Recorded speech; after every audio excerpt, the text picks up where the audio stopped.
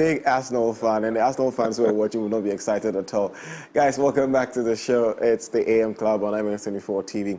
My name is Godwin Nambo. Just gone by was a beautiful conversation MFA had with the charity about feminine hygiene. But it's now time for Throwback Thursday. I'm smiling this wide because I'm super excited about my next guest. Now, before I introduce him, I quickly want to ask what your level in the French language is.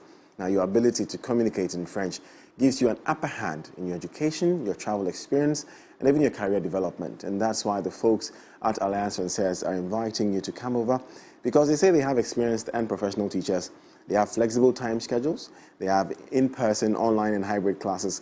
And they also have French for teenagers above the age of 3. To register, call 050-128-7814, 050-128-7814, or send them a WhatsApp message on 050-128-7818. Or you could also visit their website at afaccra.org. Now come with me, please, as I introduce my next guest. Now, he is no new face or stranger to the media and the arts world. He is described as the most successful Ghanaian playwright ever. He's an author, a motivational speaker. He's written about 45 plays and still going. He is an amazing man. He's on your radio, he's on your TV. And this morning, I'm happy to say that I'm in the presence of greatness. James Whyte, probably known as Uncle Whyte. Good morning, sir. Oh, good morning, and thanks for having me. The pleasure is all mine, sir. Where do I begin? Oh, let me begin by apologizing to the Arsenal fans. And to say that was before Arsenal became Arsenal. Absolutely. Arsenal. And now they're doing so well. Oh, now they're doing so well, leading the really in the contention for winning the title, which would be a welcome change. My co-host MFI says that he's sure that they've passed somewhere. Baby, I'm by every coast, and I'm not Benin. No, unfortunately, the time they could have done that is past. But I think that there are seasons in the lives of these clubs, and I think Arsenal. But Arsenal has always started well. They have, indeed. Always started well. They never. It's a staying power to the end. They don't even end up in the top 4. They usually don't end up in the top 4. Yeah, but I'm hoping that this time they will do well. We want them to take the title. It's okay. What team do you support in England? I do not support teams. I support players' personalities. Oh. But I don't support teams. Who's your favorite player in England? No, a number. I like Brenner. Oh. I like him. I like his persistence. I like his consistency. I like Salah. Liverpool. Because he's an African. Sadio Mane was my man. Now the goalkeeper, the Senegalese goalkeeper. No, I've forgotten his name. So I follow him. I want him to. So what happens is that there are individuals I want to see them do well. I want them to shine in every match. And so I'm one of those people who can watch a match, and no matter the results, I'll be happy. That's interesting. Because the guys I was hoping to see doing well did well. That's interesting. And if they did, I am okay. Currently, I'm hoping that Haaland will not get injured. I want to see him play in the World Cup. And I want to see how far he can go. He can go in, right. Because he's a beast. I mean, he's not a normal human being. I'm not a big fan of Haaland, but we'll see about that. What about so are you hopeful about the Black Stars? You won't be disappointed the Black Stars don't do well as long as the individual players in there shine. Except the Black Stars. I am emotional about the Black Stars. So I am not objective when it comes to the Black Stars because I'm a Ghanaian. I see. I am very emotional. So because of that, I can never watch any Black Star match live. By the time the match is over, I'll be a wreck. You're not alone, Uncle Ibo. Okay. You're not alone at all. Now let's go back into your life. And let me start by saying that if there's one thing I've learned from you, having met you the first time, was confidence, which I thought I had. I remember about 5-6 years ago, I auditioned for Roverman. Oh, and what happened? Yes. It was around Osu, I believe. Yes, Osu. And near the market, the Osu market, yes. And 5 years ago, I want to believe I was a very confident man. I was very confident. But I think my challenge was the singing. because we had to sing. Yes. It wasn't even the acting at all. It was Okay. about the singing, and All he right. wanted to know if we could sing. Yes. And my singing is very poor, Uncle Whyte. Very, very poor. So I entered, and he started playing the keyboard. You asked for a song, and then you played, and then I sang. And then you said, you know what? The only reason why I will not have you in Roverman is because you're not confident about your singing. You have a good voice, you could practice, you could do better, but you're not confident enough. Yeah. And I said, okay, I'm going to learn how to sing. Till now, I still haven't learned how to sing. Come back. I definitely will. I definitely Come will. back. You grew up in Kumasi. At You were born in South Central. I was born in Kumasi at Fantinu Town, but I was raised at South Central, a suburb of Kumasi. Not as popular as Ashtown. And you know, these days they are giving them they are giving themselves American names. Yes, yeah. I'm not too sure. I think that South Central may still be South Central. We may not qualify to be any of the other of the names there. But that's where I grew up. Your father was a boxer and your mom was a fisherman guy. Is there a reason why? Was a retired boxer. Retired boxer. He retired from boxing with age, and then he was actually a boxer and a footballer at the same time. That's interesting. Yes, and then when he retired, he worked with the judicial service. And then, of course, my mother sold fish, fresh fish, first at the Central Market and later when the Asafo Market was built. She was one of the traders who migrated from the Central Market to start Asafo Market. I'm curious to know. Sting said that he's an Englishman in New York. So I'm thinking, what sent your dad, since you're Fante, what sent your dad to Kumasi? What were you guys doing in Kumasi, living in Kumasi? There is a very strong Fante community in Kumasi. It has always been there. What people may not know is how welcoming the Ashantis are to influences, to diverse influences. They love that. They welcome that. You know, so once you are contributing positively to society, you have a place in Kumasi. They will welcome you. And that has always been the case. What's your fondest memory of the place? Playing in the rain, playing football in the rain naked. I imagine. And ringing our bell, all of us, so all the boys playing naked, and so you could see all the bells ringing as we run around the place. Indeed, Uncle. And then you came to Accra, I think after your dad passed. No, I came to Accra when I passed for secondary school. Secondary school. So it was secondary school, Osu Presby, that brought me to Accra. Let's go into your education. Okay. A bit. And from Osu Presby, of course, you moved to University of Ghana. Yeah. Where you studied statistics. This is after working for 6 years. So from secondary school, I worked with SNET for 6 years before going to the university. How is that possible? You worked for SNET for 6 years after high school? After, or what we call high school now? Yes, after secondary school. Yes, after high school. Because in those days, the GCO level could get you a job. Right. You know, and then use that time to write my A-levels and then get back to university. To the university. Did SNET influence your decision to study statistics? Yes. Yes. I wanted a kind of course that would make me relevant, even more relevant to SNET. Interesting. But it didn't quite work out that way because I didn't get a study leave. If I had had study leave from SNET, then I would have necessarily have had to go back to SNET. But I didn't get that one. So when I was done with the course, I had options, and I exercised them. I also read that you ventured into finance and marketing a bit. Yes. Accounting. Accounting, yes. Accounting and marketing. Yes. Wrote the exams of the Institute of Chartered Accountants. You also studied marketing a bit and wrote the exams. Yes. But you decided to do away with the accounting? Now, with what I do, they all come in. The statistics, the accounting, the marketing, all comes in with the productions that we do. What was it you always wanted to be growing up? Accountant. Accountant. Accountant. I wanted to be an accountant. Only to discover that then I encountered theater. And then theater took over. You acted for a bit in high school. I did. Acting and directing, which one do you love more? I mean, you haven't acted for a long time, yes. But you acted a bit. You stood in for people when they were not around in high school. That's where the love started? Yes, but you're asking between the two, which one would I pick?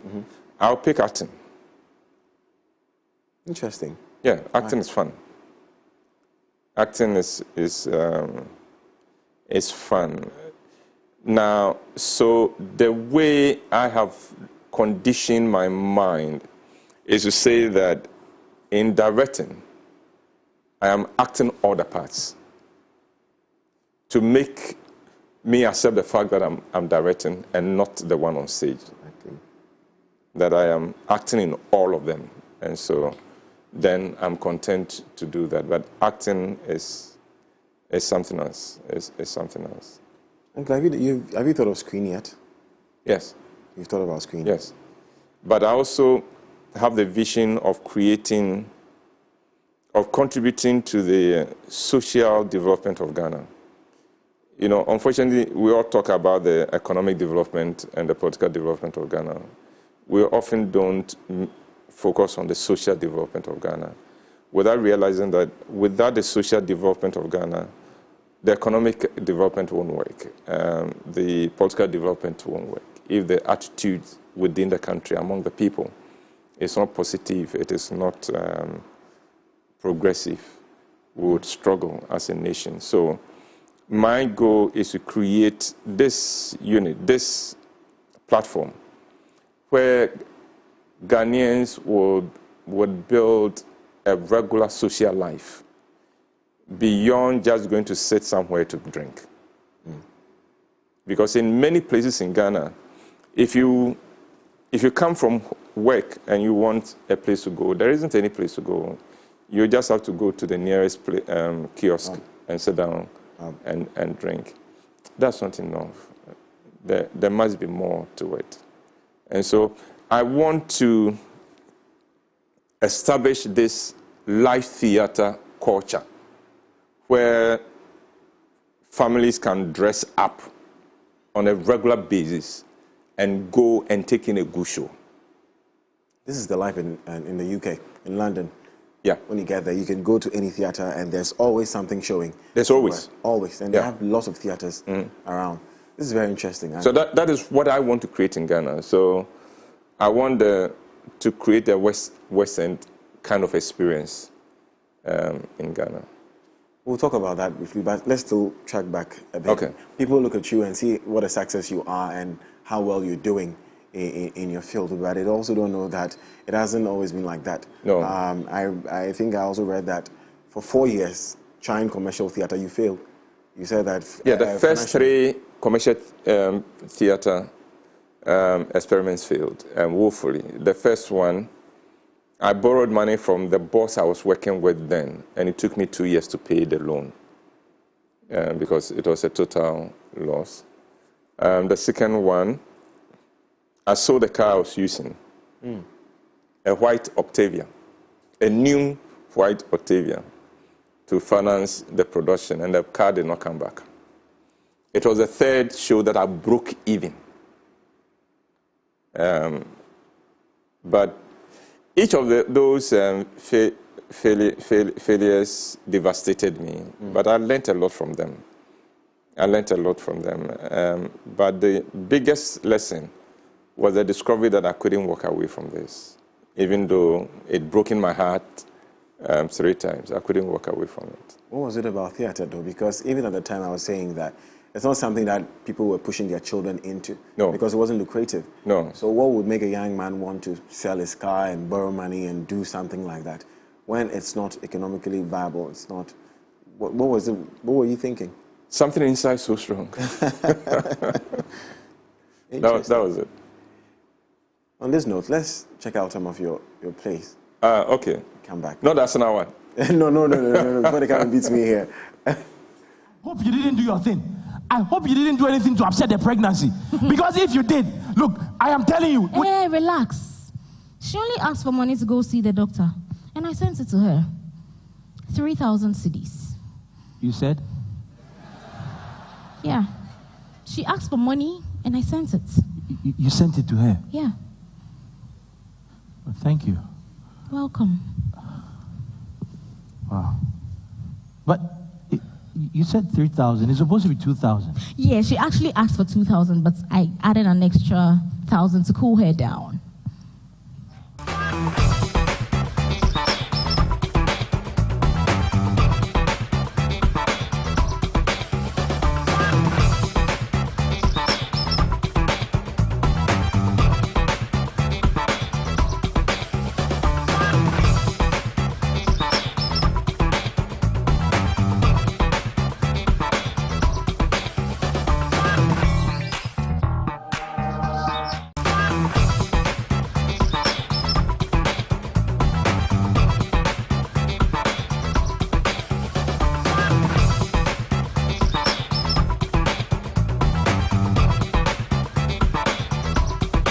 Secret Code of Wives. It's recent. I believe. That was last year, and this is the play that we had only 2 cast members for 2 hours. Wow. So you would have just two people on stage, and they will hold your attention for the whole 2 hours. You wouldn't know you spent 2 hours. Uncle Whyte, you're a social commentator, but you're also very big on family issues. Yes. Family. What goes through your mind when you're writing your plays? What influences the stories you write? Is it experience? Is it what you're observing around? All of that plus more. All of that plus more. The creative juice is not controlled by the one it possesses. Do you understand me? So you'll be a great artist or creator to the extent that you are able to allow yourself to be led by the creative juices. And so when I'm writing, I make myself as open for any influence as possible, as long as in the end I know I have a good story. So I don't aim at a message, I aim at a good story. I want to tell a good human story, the kind of story that I would love to read and watch. Do you ever get the writer's block? Yes, but I found ways around it. If you are writing a play each play is about 52 pages. If you are doing that every quarter, you can't afford writer's block. So what I've done is that I work on multiple projects at the same time. So when you're tired of this, then you move to the next one? Then I keep moving around. So definitely one would see movement. Indeed. While the others have stagnated. And do you have a muse? No. Wow, no. That's interesting. Uncle, again, looking back at your plays and the stories you tell, I'm very curious. When I heard I was going to talk to you, I was like, I'm going to ask you this question. Okay. Maybe it's personal, but what makes a man, or what defines a man?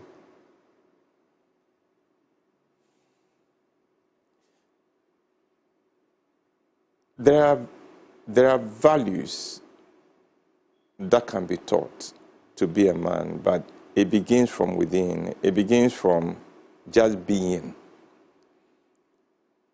If you feel that you have to show that you are, then you are not. Just be. If I have to show you that I'm a man, I have just admitted to myself that I'm not. If I'm a man, I don't need to show it. I just have to be, and you will know. It's just like, we don't go around saying, look, I'm alive, I'm alive. Just live, and we'll know you are alive.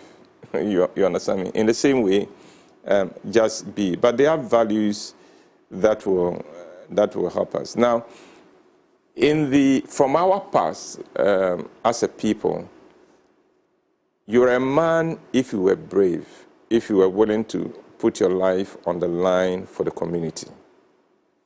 Those were the times when there were wars, intertribal, intercommunal wars. And so if you're a man, we expected you to be willing to, at the drop of the hat, to put your life on the line, to be willing to go out there and fight even at the peril of your life for us. In exchange, the social contract was that we'll make life as easy for you whilst you are alive as possible. So that is why in our culture, in many of our traditional settings, the men were relieved of a lot of responsibilities. You understand me? So for instance, household chores was not for the men, because tomorrow you go to war and you may not come. So let's free you. Have fun. Just enjoy yourself. So that when we call you and you have to go, you can go happily for us. The other thing is that we also freed you because we cannot count on you being around tomorrow.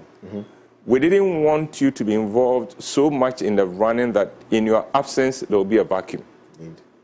Interesting. You understand me? Interesting. Because you could go to work tomorrow and you'll not come. Now, if we have depended upon you to provide for the family, if we've depended upon you for the disciplining and the raising of the children, then when you go to a war and you don't come back, then what happens? So, in a lot of our traditional societies, men were virtually given a pass. Women ran the thing. Even with farming, men would clear the forest and things like that and do the cash crops. But the food were done by the women. All in the effort to protect the community in case this guy whose whole purpose is to be a protector for us goes to war and does not come back. Then we don't starve because we know how to farm. Well, you say in many ways, even in modern society today, there's still that belief. There's still that we've taken that, but this time it's not physical. It's more, it's not spoken. You're still how do I put this? Just as you're describing what a man was back then, would you say in many ways, even in our modern society, you're expected to be this responsible, ready to die, not maybe not physically, but ready to die, maybe emotionally, mentally, for the family. You're living, like you said. You're just living till you're not there anymore. Would you say that's who a man is? No, unfortunately, what has happened is that the times have changed. Society has evolved. The women evolved with the times. Men haven't. Because now, if you talk about my father's time, the man went out and brought in the cash. Okay. Now, you could marry, your generation, the girl you marry could be earning more than you. So she's bringing in more cash than you. Okay. Now, she may be holding a bigger title in her workplace than you. Then you come home. You can no longer do what your daddy did, i.e., go to the hall, cross his leg, and said, "Ajua me do anyway." Do you understand me? Understood. Because Ajua is bringing in more than you. Indeed. And so there's a need for men to have evolved. Unfortunately, we haven't. And that is why we're having a lot of issues with marriages and relationships. Because the women have evolved. We haven't evolved. We are so stuck in those days when we were warriors. I wish there was more time to talk to you. A lot of questions, personal questions that I want to ask you. I see. Okay. What advice would you give to any young playwright, any performer? I'm an actor as well. Any thespian? Take the gift seriously. Whatever it is you find that you have a passion for, take it seriously. Take it seriously even when the people around you do not value it. Because quite often that is where what discourages people, where you discover that what you have, what makes your heart beat, people frown upon it and say, no, we won't see a thing, you know. Or people will say, won't you go and look for a proper job to do? A proper job to do. So take it seriously and value it, add and get into it and be the best you can be at it. Don't just go into it at the level of talent. Move into it. Once you discover I have a talent for this, I have a passion for this, read all you can read about it. Study everything you can study about it. Make yourself an apprentice to anyone who is practicing it. And learn all you can learn about it. Uncle, yes or no? Even you should do all these things, even if maybe the woman you want to be with doesn't see what exactly you're seeing and doesn't think that, oh, this thing is gonna. Because women look for protection, they look for, you know, some sort of stability. Yes. So even if the woman doesn't see it, do you still look for it and say, you know what, this is what I want to do, so I'm going to do. So why is she still the woman in your life? Thank you. Next project. I'm looking forward to coming to your next project. When is it? That's my 51st play. Ooh, Uncle, that's a lot. Husband material, 7 years. And this I have to see. It's on the 26th and 27th of this month. At the National Theatre. It's a few days from now. Yeah. Okay. Tickets going for 100 Ghana cedis, I see. Tickets for show is 100 Ghana cedis. Okay. So we know where to be. We know where to be. Uncle Abu, thank you so much. Oh, and thanks for having me. Thank you so much. Let's do it again sometime. Definitely. I would really love to talk to you again. Okay. And ask my questions. Okay. Uncle, I hear you. All right, thank you. So that's it with Uncle Abu Whyte, James Abu Whyte, my guest this morning for Throwback Thursday. I hope you took away something. I certainly have. Up next is The Plug. Stay.